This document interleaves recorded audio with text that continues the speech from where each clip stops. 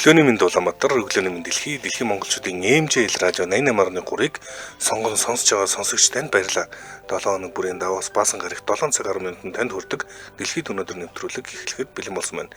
Дэлхийд өнөөдөр нэвтрүүлгийг радиогийн 2 дугаар студиэс хөтлөгч Аргун болон цэцэг нар хамтран өргөж байна. Найруулагч Чанбат ажиллаж байгаа. За өнөөдөр манай дэлхийд өнөөдөр нэвтрүүлэгтээ уламжлалыг өдөр бүр алхам тутамд оройтой доктор Баатрын уушиг зөвлөх бэлтгэл хамтран ажиллаж байна. За мөн ард жанчуулангийн анхны ундраас олсон Рашан хамгаатай жанчуулан хамтран ажиллаж байна. Өглөөний мэнд цэцэг сайхан амарсан уу? Өглөөний мэнд Аргунаа сайхан амарлаа, сайхан амарсан уу? Сайхан амарсан. За Улаанбаатар 7 цаг 13 минут болсон байна. Өнөөдөр 2025 оны 6 сарын 12-ны өдөр тохиож байна. За өнөөдөр л он гараад 163 дахь өдөр. За он тусахад 202 өдөр үлдсэн байна. За өргөжлөлөө цагаан гарын мэдээлэлтэй танилцдаг. 7 цагийн байдлаарх мэдээ шинжлэгдээгүй байгаа учраас шууд өдрийн цагаан гарыг дуртад явчихъя. Өдөртөө 21 шөнөдөө 10 градусын дулаан өнөөдөр өдөр бороо орно. Харин маргааш буюу баасан гарагт өдөртөө 16 шөнөдөө 6 градусын дулаан бас бороотой. За нэм гарагт өдөртөө 17 шөнөдөө 7 градусын дулаан өдөр нь бас бороотой. Нэм гарагт өдөртөө 24 шөнөдөө 11 градус бол эрт 5 гарагт өдөртөө 27 градус байна. 3 өдөр дараалал бороотой харагдаж байна да. За сайхан уртай. Одоо бол яг орох цаг нь болсон. Гоё тааруулаад нар хуран тэгшрүүл сайхан да. За өнөөдөр 6 сарын 12-ны өдөр. За энэ өдөр дэлхийн Суперменийн өдөр гэж зарласан байт юм байна. За Суперменийг бол DC Comics гэдэг байгууллага гаргадаг. Тэгэд энэ өдрийг сонгож хагаад 6 сарын 12 хамгийн тохиромжтой байна гэж үзээд 6 сарын 12-нд Суперменийн тухай та нар сайн яриарэ, хоорондоо Суперменийг дурсаарэ. Яагаад 6 сарын 12-нд тохиромжтой гэж? Одоо мэдгүй DC Comics явах юм бол би яг энийг нь бол одоо яасан судалсан. За тэгээд энэ өдөр Man of Steel гэдэг кино олон одоо бүтээгдэхүүнүүдийг гаргаж ирсэн. Тэгээд яг 6 сарын 12-нд нь илүү тохиромжтой гэж үзээд DC Comics-аас аль бисаар 2013 оноос хойш 6 сарын 12-ны Суперменийн өдөр гэж зарласан байна. За тэгэхээр Супермен бол 1938 онд анх Action Comics буюу комик цувралууд дээр гарч ирж ирсэн байна. Jerry Siegel болон Joe Shuster гэдэг хоёр хүний одоо бүтээл юм байна. За ингээд үүнээс хойш дэлхийд дахина одоо мартагдашгүй одоо дүр болж үлдлээ. За дээр үед бол одоо Грекийн үед бол Zeus одоо юу гэдгийг Олимп уулны тухай янз янзын Ахиллес, Геркулес гэл баатруудыг одоо бүтээдэг байлаа. За монголчууд ч гэсэн өөрсдөө гэсэн баатруудтай гисэр чангаар туйлтай байсан бол Супермен бол 20 дугаар зууны за орчин цагийн яг өөрсдийн бүтээсэн домог гэх юм уу өөрсдийн бүтээсэн бурхан мэт одоо таньдаг бүгд мэддэг юм дүр болж хувирчилтэй. За Супербаатар чинь бүх цагийн үеийн туршид хэдэн хүн ер нь бол дэлгэцэнд амжилсан байдгийн бэ? Жүжигчтэй. Суперменийг үү? Суперменийг тийм. Суперменийг ч тоолж байгаа хүн байна шүү. За тэгээ. Хит онд ямар жүжигчид тоглосон бол тэрийг хармаар. За мэдээж хэрэг олон бас чанартай чанаргүйгээс ахуулаад олон тийм дөрүүд гаргаж ирсэн баг те. За хамгийн анх бол 1948 онд Кирк Аллен гэдэг хүн Супермен за Атомны эсрэг гэдэг ийм одоо киногоор анх дэлгэцнээ одоо дүрээр амьдарч ирсэн. Киногоор амьдарч ирсэн байна. За энэ анхнд бол комик байсан. За ингээд ердөө 10 жилийн дараа юм алтарт хараад дэлгэцэн дээр амьдарч ирсэн бол Жорж Ривс гэдэг одоо Суперменийн атал явдал гэсэн нэртэй цувралаар 52-оос 58 онд за Кристофер Рив гэдэг бас хүн тоглож ирсэн байна. Гих мэд. За сүүлийн энэ дундаас хамгийн сонир Николас Кейж шүү дээ.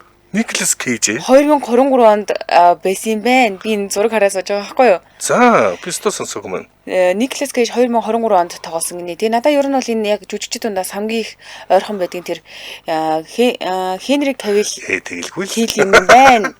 Тэгэлгүй миний ойр хавьд байдаг бүх эмэгтэй бүсгүйчүүд Хенри Кавил л гэдэг. За царайлаг юм шиг байна те. Мэдгүй царайлгийн чаашийн зүгээр яг нөгөө би Суперменийг нэг тийм амар сайн мэдгүй. Тэгээд хамгийн нөгөө ойрхон байгаа л Суперменийг төсөөлж байгаа л жүжигч энэ юм байна. Бусдын баг гэрөөсөө харж байгаач юм байна. Николас Кейжийг бол зүгээр анх удаага л харж байна. Николас Кейж гэхдээ яг Альбесны Супермений дүрээр нь бүр туулсан гэж юу?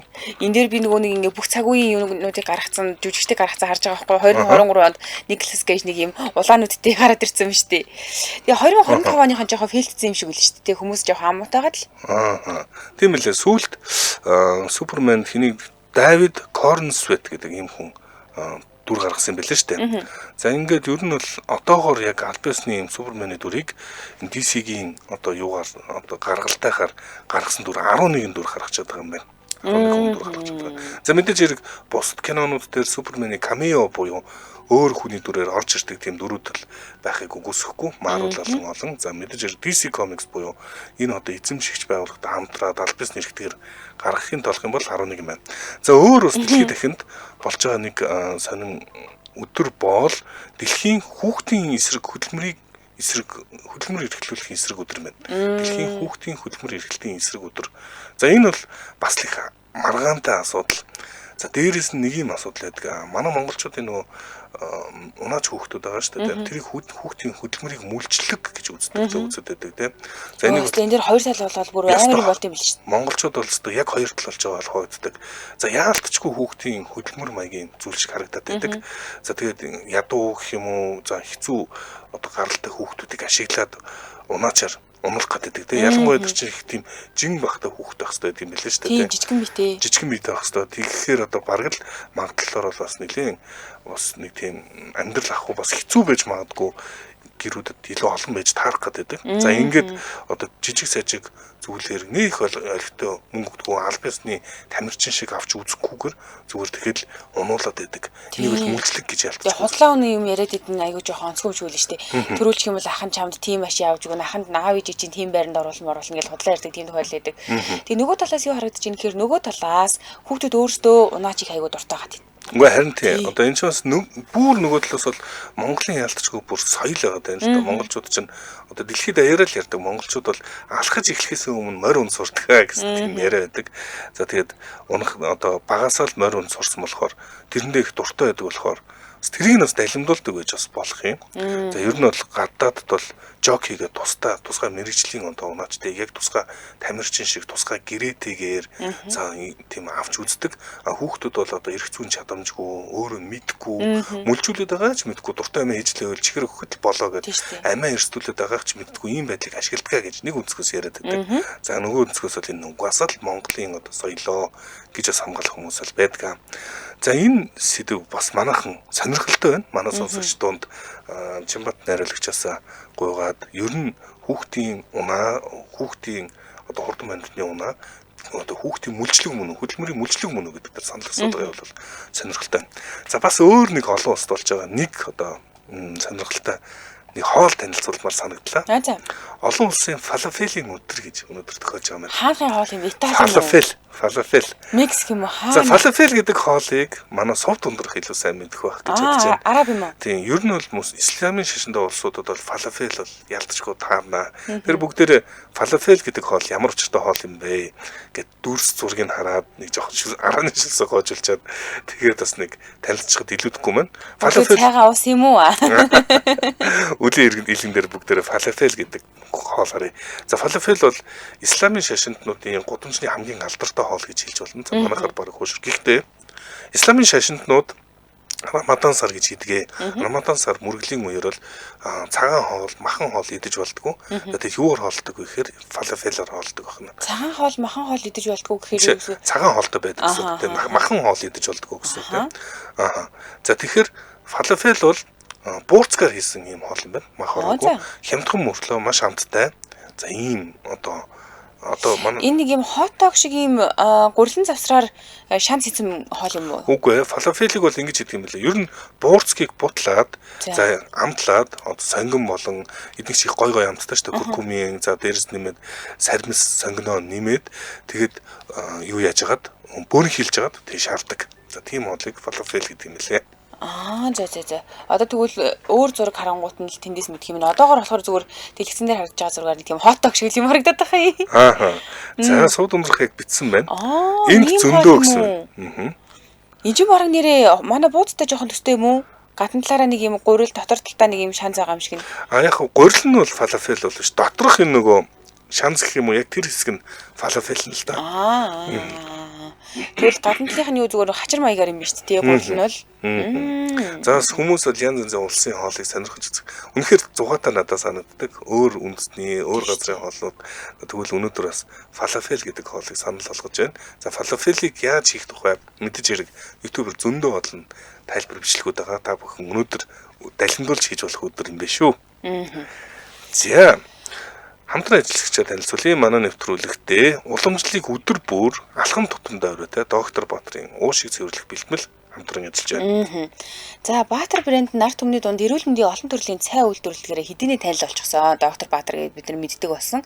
10 гаруй жил уламжлал хангах ухааны энэхүү бит бус үеийг тээж байгаа ийм байгууллага байгаа. За тэгэхээр эко хэрэглээг эрхэмлэгчид ба эрүүл мэндэд санаа тавьдаг бүх хүмүүсийн өдөр тутмын хэрэгцээнд зориулаад уушиг цэвэрлэх бэлтгэл, элэг хамгаалах бэлтгэл гэж юм хоёр төрлийн бэлтгэлийг уухад эвтэйхэн савлгаатаагаар худалдаанд гаргасан байлээ. Тэгээ ер нь бол одоо уушиг цэвэрлэхийн ингээд ярих юм бол бид нар чинь ихэнх нь л юм утаатай тоостой орчинд амьдарч байгаа учраас уушигны ямар нэгэн байдлаар бронхиттэй юм билээ шүү дээ. Ялангуяа өвлийн удрал таниа түрээд тэрийг бүрэн эдгэхгүй байснаас болоод нөгөөд нь бронхит болоод гэдэг ч юм уу тий.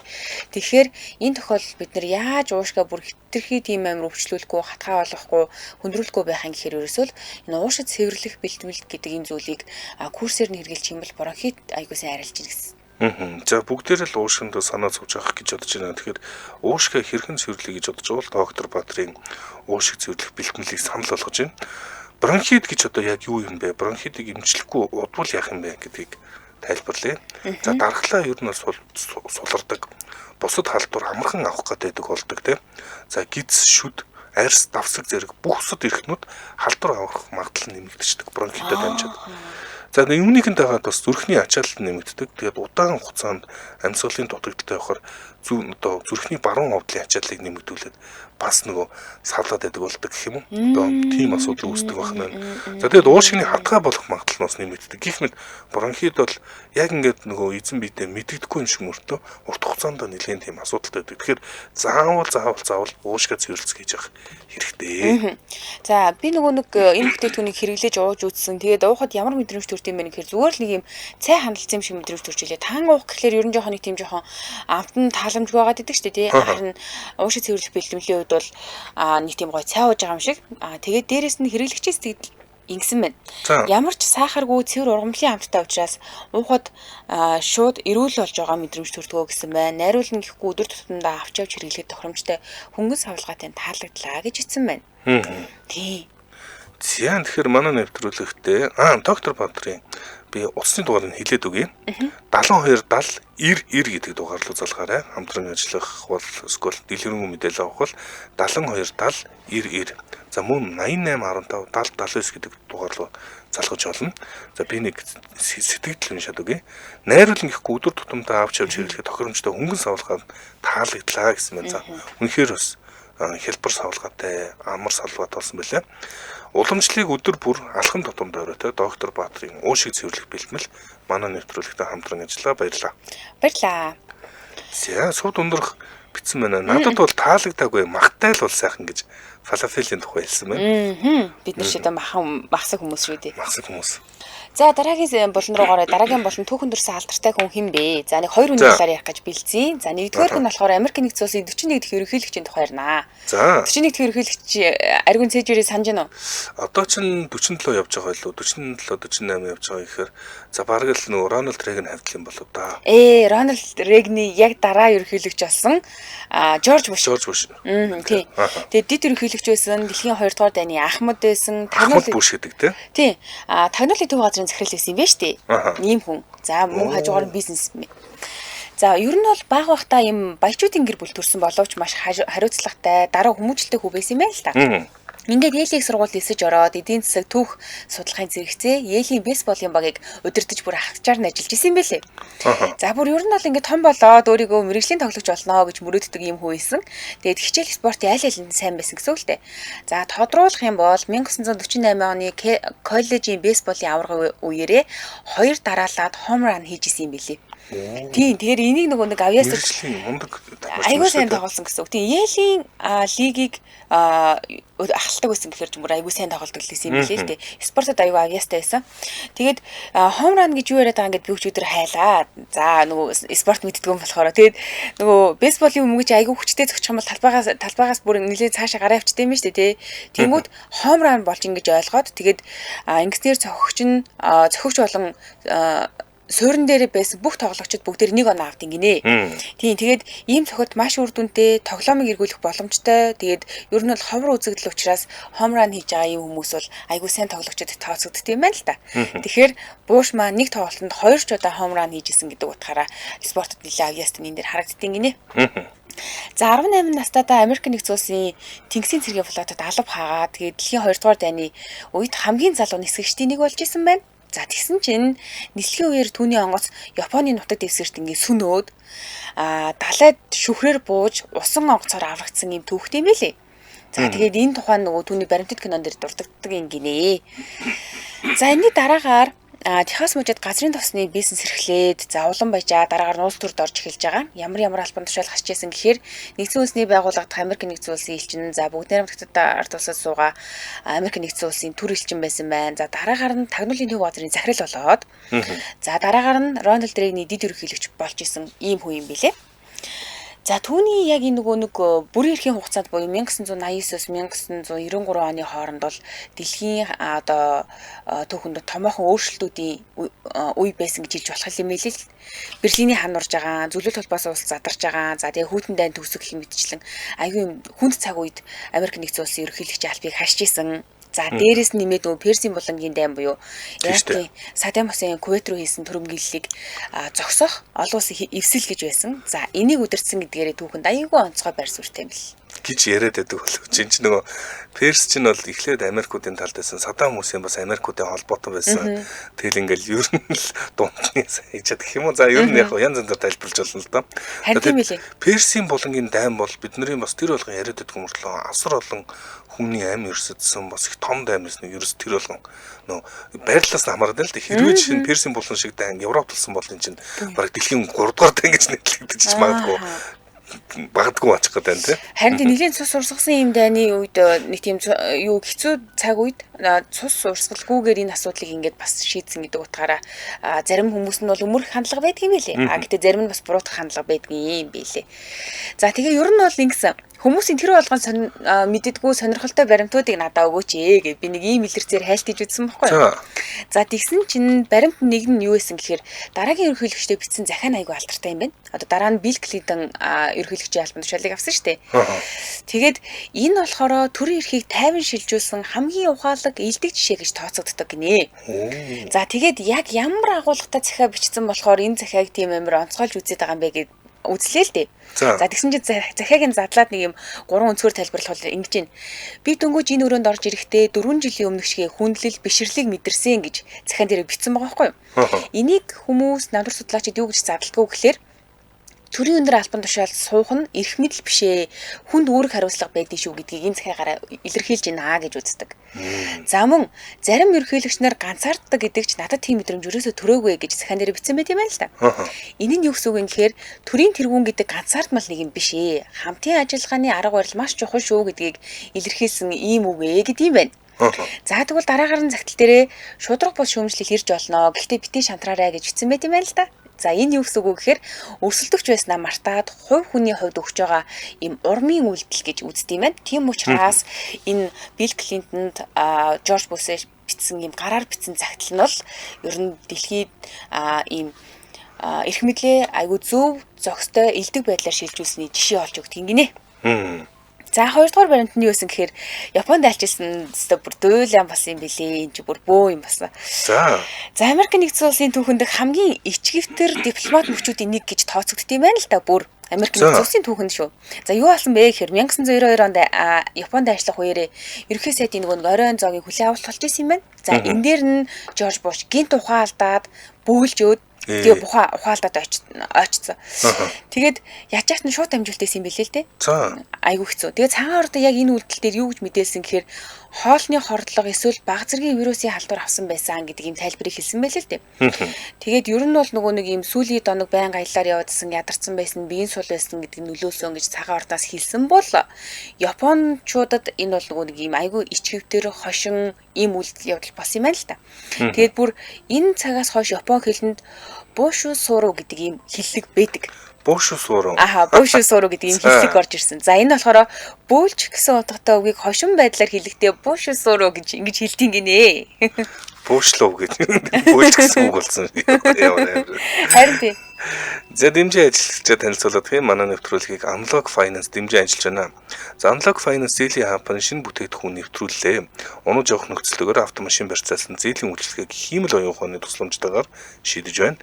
Танд гарын үсэг буюу G-sign байхад зээл 5 минутанд таны дансан шилжинэ.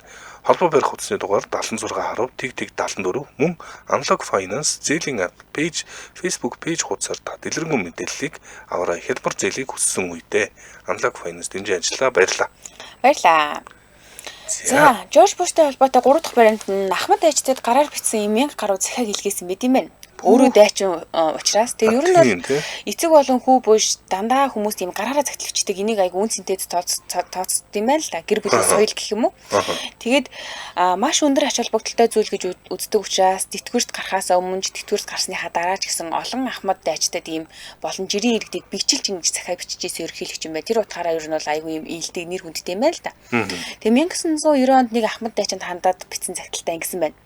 Бидний их оронж байдал таны эрэлхий золиос дээр тогтож буйг мартахгүй. Та гэр бүл ирээдүй их тайвны төлөө зүтгэсэн танд үрд талархнаа гэж ингэж бичсэн байдаг юм байна. Тэгэд яг үүнтэй ижилхэн 1000 захиа байдгийг нэгтгээд 2013 онд ном гаргасан байдаг гэж шүү. Тэгэхээр ер нь бол гараараа бичээ хүмүүст яг ийм чин сэтгэлийн үгээ харамгүй хэлдэг. Энэ нь бас нэлээд тийм түүнийг илдэг сайн ийм карьертай ерөнхийлөгч байлгасан гэж шүү. За юм хэрэг бичсэн байна. Би өчигдөр наршаад бүшсүүрөө болгох гэсэн шүү дээ. Шууд ойлгогдож байна. За би одоо юм хэрэг дараагийн комент. Окей. Би нэг бөөр давсаг өвдө зөндөө эмчлүүлээ дээрдэхгүй сүүлд нь доктор Баатар ухад үзүүлээд баахан тан усан. Тэрнээс хойш нэрээ дахиад өвдөх нь гайгүй болсон юм байна. Цайнуудыг нь бол бүгдийг нь удаг коронавирус хойш ууж байна гэсэн байна. Бууш сүрүү гэж дуудах юм биш үү? Бууш сүрүү биш. Бууш сүрүү үүгээр дуудна гинэ. Бууш сүрүү. Аха. За. Бууш сүрүү гоё шинэ үг мэдэж авлаа. Дараагийн мэдээлэл рүү орох уу? Тий. За дараагийн мэдээлэл 1921 онд бүгдээр очноо.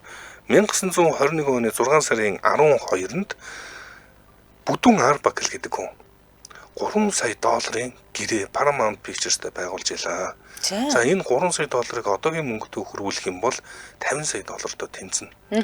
Буюу тухайн үеийн санаанд оронгүй хамгийн өндөр дүнтэй, хамгийн өндөр цалинтай жүжигчин болж илаа. Гэхдээ сонирн байна. Бүдүүн Арбакл гэж та сонсч ирсэн үү? Ер нь сонсож байгаа. Роско Арбакл гэж сонсож байгаагүй.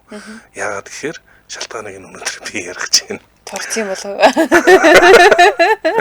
За ямар ч гэсэн ихний ээлжинд Арбакл гэдэг хүний тухай бүгдээрээ сонирх юм. За манай найруулагч өгөх бах мэдээж хэрэг бүдүүн болохоор одоо Бүдүүн Арбакл гэж нэрлэж байгаа. За энэ хүүгийн амьдрал бас тийм амар биш ээ. Кансас хотод ядуу гэр бүл төрсөн. За ингээд 9 хүүхдийн отгон болж мэндэлсэн. За ингээд 9 хүүхдийн отгон болж мэдлэгтэй ядуу гэр бүл төрөхдөө нэг юм онцлогтой төрсөн, маш том төрсөн. За маш том төрсөн. Тэгээд энэ одоо аав ээж нь бол хоёулаа тийм том биетэй биш юм байна л да. Тэгээд аав нь харваас энэ хүүгээ өөрийнх нь биш гэж боддог байсан байна. За ингээд аав нь бол ерөөсөө их тийм угийн арх уудаг, бас ядуу гэр бүл их болохоор агсан сохтууд тавьдаг хэцүү байсан бол за бусдаас онцгой их тарган хүүхдийг ээж нь их хайрладаг байсан. Гэхдээ энэ одоо байдал нь бол удаан үргэлжлээгүй 11 настайд нь одоо ээж нь нас орсон. За ингээд ер нь Роско Арбакл гэдэг энэ залуу хүү одоо ээжийг нас орсны дараа шууд баг гудамжинд гарч байгаа л да. Тэгвэл аав нь ерөөс өөр их гэж үзэхгүй байгаа учраас ингээд багаасаа хатуу амьдралыг үүсэн боловч ээж нь багаас нь юм янз янзын театрт ч юм уу одоо дуулахт нь их дэмждэг байсан. Миний хүүхэд одоо авьяастай минийгээд одоо хөртөд ингэдэг байсан. За ингээд бас бүдүүн гэлтгүй Арбакл юм сойлт эргэж чаддаг байсан. Сойлт эргэж чаддаг байсан. Тэгэхээр тухайн үед бол одоо ер нь бол тухайн үед тийм бүдүүн хүн тийм түгээмэл байгаагүй. За Америкийн нэг улсад ч тийм байгаагүй. Одоо л нийтээр ер нь харалттай болсон болохоос тухайн үед яг энэ Роско Арбакл шиг хүн бол маш ховор байсан бөгөөд хүүхдүүд түүнийг маш ихээр гадуурхаж одоо бүглийд гэж ярьдаг шүү дээ одоогоор. За бүдүүнэ гэж очилж янз янзаар ингэдэг имтэлхэлтэй хүүхдээсэн байгаа юм. За гэхдээ мань хүн ер нь бол юм тайзан дээр гарах дуртай, урлах дуртай гэдгийг ойлгоод урлагт их ойрхон байсан. Тэр нь ч магадгүй онсон гэж хэлж болно. За ингээд Арбакл бол ер нь киноны туслах дүрүүдийг гаргаж ирсэн. Түүний онцгой биетэй, том биетэй бүдүүн учраас одоо инээдмийн кинонд их тийм онцгой дүрийг гаргахад их амархан байдаг. За сүүлд холбоот улсын одоо Кавказд болсон явдал дээр Маргунов гэдэг дүрийг гаргадаг шиг ийм дүрүүд бол ер нь бол одоо хошин шогийн салбарт бол үргэлж хэрэгтэйдэг. Нэг юм бүдүүн дүр хэрэгтэй гингөтл нэг үнэ. Эндээ бол Арбаклыг туслах дүрээр их ашигладаг гэж бод. Явандаа Арбакл соёлд иргэдэг янз янзын авиастай юм. Ер нь л 9 шитэн бүрэлдсэн гэдгийг харж хараад юм юу нэмэгдсэн байна. Карьер нь өсч эхэлсэн байна. Өөрөөр хэлбэл түүний ингээд 3 дахь зэрэглэлийн жүжигчин, 2 дахь зэрэглэх гэдэг нэмэгдсээр сүултээ гол дүр их болсон. За энэ яг Чарли Чаплин бид нар одоо хошин шог тухайн үеийн 20-д он, 10-д оны, 10-д оны кинонуудыг бодохоор хошин шог бодохоор Чарли Чаплин л боддог шүү дээ. Гэтэл Арбакл илүү том карьертайсан гэж хэлж болохоор юм. Яг гэвэл тэр чинь тухайн үедээ хамгийн мундар цалинтай одоо жүжигчин байсан болж таард байна л та. Арай нөгөө нэг өөрөө сүүл рүүгээ бүр нөгөө нэг юу баг бүрдүүлээд явцдаг юм биш үсттэй. Кино продакшн үсгээд тэгээ хүмүүсийг ажилд аваад хин бүдүүн Арбакл үгүй. Арбаклийн түүхэн тийм бас гоё бол биш. За тэрийг нь хамтран ажиллахад танилцуулъя. Манай нэвтрүүлэгтээ Арж Анчуулангийн анхны ундраас олсон Раша хамтгаатай Анчуулан хамтран ажиллаж байна. За Арж Анчуулангийн аршааныг монголчууд эртээр үеэс хэрглэж ирсэн. Олон төрлийн эмгэгийг илэршүүлэхэд тийм ээ. Тэгээ ер нь бол биеэ эрүүл байлгах, бодисын солилцоогоо идэвхтэй байлгах, тэгээд ийм сайхан эрүүл чирэг байх үндэс нь бол мэдээж бидний бие дагуулдаж байгаа микроэлементүүд тэнцвэртэй байх явдал. За тэгээд спортоор хичээллэх ч юм уу, тий альсвал ууланд алхдаг, за нэг жоохон хөлөрдөг, эсвэл ингээд нэг юм хордлого авчаад гүйлэгдэг, суулгадаг. Иймэрхүү асуудлуудаас болоод микроэлементүүдэд алдаад байна. За тэгээ алдаж байгаа тохиолдолд бид нарт тэнцвэртэй байлгахын тулд хандгаатай жанчуулан аршааныг хэрэглэх нь айгүй зохистой юм аа. Угаасаа нөгөө 20 дугаар зуунд шинжлэх ухааны бүр үндэслэлтэй судлаад тэгээд ундрагыг нь түшиглээд анхны бүтээгдэхүүн болон совилт байгуулагдчихсэн юм байлээ. За тэгэхээр спортоор хичээлж байгаа хүмүүс бол илүү хурдан одоо эрдэсээ алдаад байдаг. Та бүхэн яаж мэдмээр эрдэсээ алдсан хэсгээ мэдмээр байвал за ингэж хөлсөө ингээд 7 жаас үзэж болно. За хэрвээ тийм давслаг биш байвал та эрдэсээ нэлээд алдсан гэсэн үг. За ингээд хүний шүрмэс татан хоолдог, амархан ядардаг. За янз янзын асуудлууд байдаг. Тэгэхээр эрдэсээ нөхөх болсон байна. Эрдэсээ нөхөх хамгийн байгалийн Рашан гэдэг бол хамгийн супер одоо эрдэс нөх арга гэж хэлж болно. Энэ бол мэдээж хэрэг Монголд өмнө алдаршсан хамгаатай жанживлан. Тэглгүй яах вэ? За одоо юу яаж байгаа юм л та? Ер нь найрлаганд нь маш олон төрлийн микроэлементүүд байгаа. Тэр тусмаа цайр ихээр агуулгаддаг юм билээ. Тэгээ цайр ч ерөөсөө бодисын солилцоог эрчимжүүлж байгаа, түрсгэж байгаа, бид нарыг одоо эдсэн хоолундыг шингээж байгаа, таргалтыг үүсгэхгүй байгаа гол нэгдэл болчиход байгаа шүү дээ цайр. Ялангуяа дархлааны үед айгүй сайн ажиллаж байгаа. Тэгэхээр бид нар ингээд ханаа шуухнаа хөрөх гээд байгаа ч юм уу тэгээ хоо шингэхгүй байдаг ч юм уу. Ер нь энэ ходоод хоо шингэхтэй холбоотой бол хоо босруулах хэрэгсэл систем нэг л эвгүй юм шиг байгаад ах юм бол хандгаатай жанжуулаа очих уу тэр намар. За хандгаатай жанжууланг та дэлгэрэнгүй мэдээлэл авъя гэвэл хандгаатай жанжуулан гэж фэйсбүүкээр крилэр бичиж тавиал аль биесны пэйж нь байгаа. Та бүхэн ороод дэлгэрэнгүй мэдээлэл авч болно. Мөн лайк дараарай. Утсаар хамтран ажилламаар байвал эсвэл дэлгэрэнгүй мэдээлэл авмаар байвал 88 55 37 73 гэдэг дугаар руу залгаарай. 88 55 37 73. За тэгэхээр Арж Анчуулангийн анхны ундраас олсон Рашан хамгаатай жанжуулан манай нэвтрүүлэгтээ хамтран ажиллаа баярлаа. Баярлаа. За Роско Арбакл гэдэг бас их сонирхолтой Холливуудын дүрийн тухай ярьж байна. Тухайн үед бол хамгийн супер дүр байсан Роско Арбакл хэрэг яагаад бид нар мэддэггүй тухай бүгдээрээ олж мэдчих чаа тий. За ингээд 6 сарын 21-нд 1921 6 сарын 12-нд ийхүү дэлхийн хамгийн баян хамгийн өндөр цалинтай болсон Роско Арбакл баяр тэмдэглэхэд найз нөхдөдөө энэ тэрүүгээр итгэсэн байгаа юм. За ингээд Сан Франциско хотод 9 сарын 5-нд Сент одоо Гиген Францисийн зочид буудалд 2-3 өрөө аваад наригсан байгаа. Одоо яг л одоо ууж нариг. Ууг нь бол тухайн үед бол энэ нөгөө Америк нэгдсэн улсад цогтууруулах хүнтэй зарахыг хориглосон байсан. Гэхдээ ийм эрх мэдэлтэй алдартай хүнд чинь яаж хийж аваад олддог юм шиг байна. За тэгээд сургийн сонссон биш олон хүмүүс одоо найрлах гэж тийшээ очих тунд Virginia Rap гэдэг ийм бүсгүй байсан. За энэ одоо жүжигчин бүсгүй. За ингээд эднээс нэг өрөөгөө уух өрөө болгоод нөгөө өрөөгөө амрах өрөө болгоод ингээд уугаас үжсэн Virginia Rap бицлаа гэд ажиглалын өрөөлөө ороод за тэгээд араас нь Арбакл орсон юм бэлээ. За тэгээд энэ хооронд юу болсныг бол тухайн үед ер нь бол мэдгүй. Гэхдээ ямар юм болсон вэ гэхээр Виржиниа Рап орилсон байгаа юм. Өвдөөд. За ингээд очисон чинь гидсэн дээр нь рапын гидсэн дээр нь Арбаклийн мүс тавьсан ингээд бэжсэн гэдэг.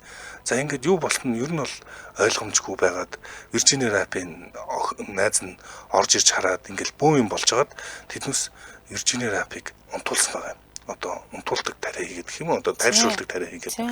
За ингээд Виржиниа Рап ууг нь бол имлэгт хүргэх төстэй байсан боловч ингээд хитэн өдөр ингээд одоо үргэлжилсэн байлээ шоу нь.